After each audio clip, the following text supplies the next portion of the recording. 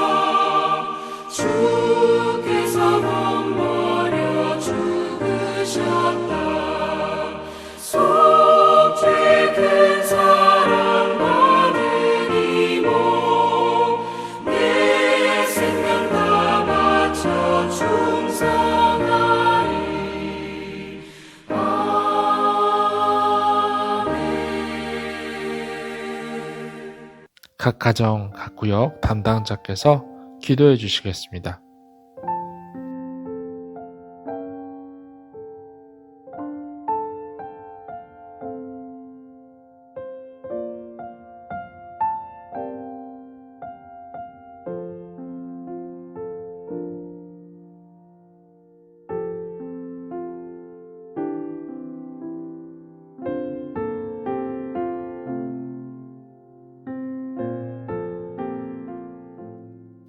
오늘 본문은 사무엘상 25장 23절에서 35절까지의 말씀입니다.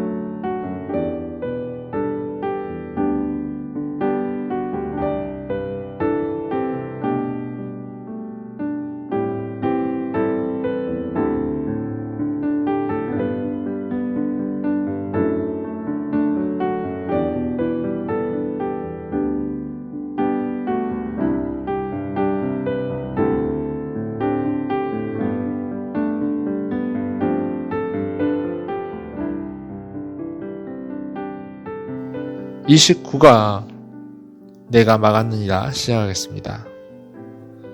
오늘은 갈등에 대해서 함께 나누고자 합니다. 세상에는 갈등을 일으키는 사람이 있는가 하면 어떤 사람은 화해를 만들어가는 사람이 있습니다. 오늘 본문에서는 두 종류의 사람들을 다 만나볼 수 있습니다. 다윗이 사울의 공격을 피해 도망다니던 중에 미온 지방에 들르게 되었습니다. 그 지역에는 어리석은 부자 나발이 살고 있었습니다. 어느 날 그가 양털을 깎고 있을 때 다윗은 우연히 나발의 하인들을 만나게 되었습니다. 다윗은 그들의 도움이 필요해서 나발에게 소년 10명을 보내달라고 간청했습니다. 하지만 나발은 다윗을 폄하하고 무시하며 그의 간청을 들어주지 않았습니다. 어리석은 짓이었습니다. 다윗은 당시에 뛰어난 장수였고 그에게는 훈련받은 병사들 400이 있었습니다. 그런 사람이 정중하게 요청했는데도 그 요청을 무시한 것은 정말 어리석은 짓이었다라고 표현할 수 있습니다. 다윗은 화가 나서 자신의 부하 400을 무장시켜 그를 치러 갔습니다. 다윗이 자신의 집으로 찾아온다는 소식을 들은 나발의 아내 아비가일은 소식을 듣자 떡과 포도주, 양과 과일 등을 준비해서 다윗에게 나아갑니다.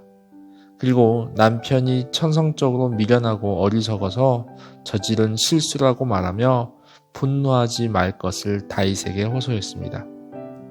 남편의 죗값을 자신이 대신 받겠다고 말하며 속죄의 예물로 다윗에게 필요한 음식을 제공한 아비가일로 인해서 다윗의 분노가 가라앉았습니다.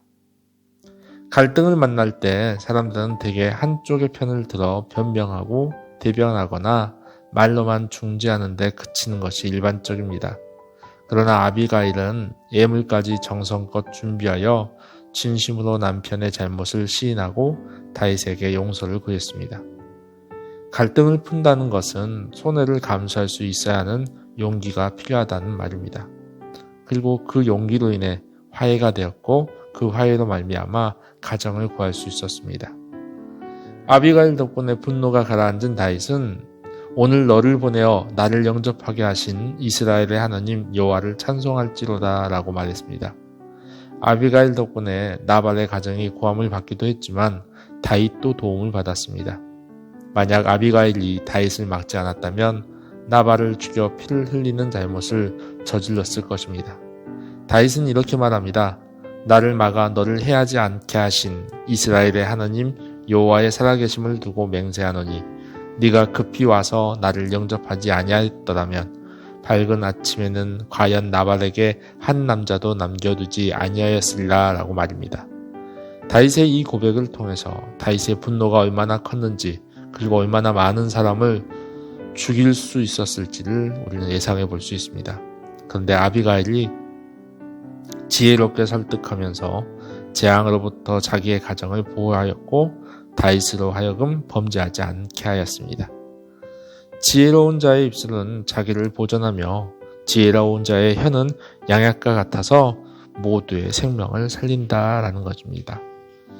한 가지 이야기를 읽어드리겠습니다. 성경에 나오는 인물 중 갈등을 탁월하게 풀어낸 사람으로 야곱을 들 수 있습니다. 야곱은 형 에서가 가진 장자의 권리를 팥죽 한 그릇과 바꾼 후 눈이 어두운 아버지를 속이고 장자의 축복마저 가로챘습니다. 이 일로 그는 분노한 형 에서를 피해 외삼촌의 집으로 도망칩니다. 세월이 흐른 뒤에 야곱은 형 에서와 맞닥뜨리는 상황에 처합니다. 그런데 야곱이 에서와 화해하는 과정에서 우리는 중요한 몇 가지 사실을 발견할 수 있습니다. 첫째, 사람과 화해하기 전에 하나님과의 관계를 먼저 회복해야 합니다.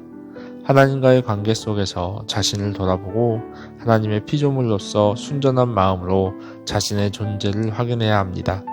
야곱 역시 압복 강가에서 천사와 씨름하면서 하나님을 만났고 그곳에서 이름이 이스라엘로 바뀌며 정체성이 변화되었습니다.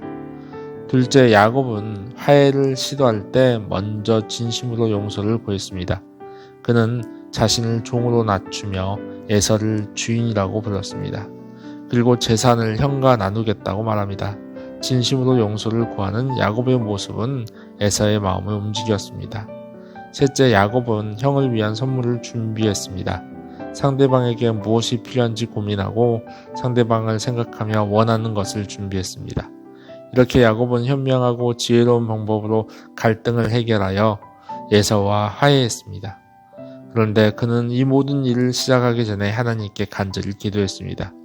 하나님만 의지하며 하나님께서 주신 지혜로 담대히 나아가 갈등을 해결한 것입니다.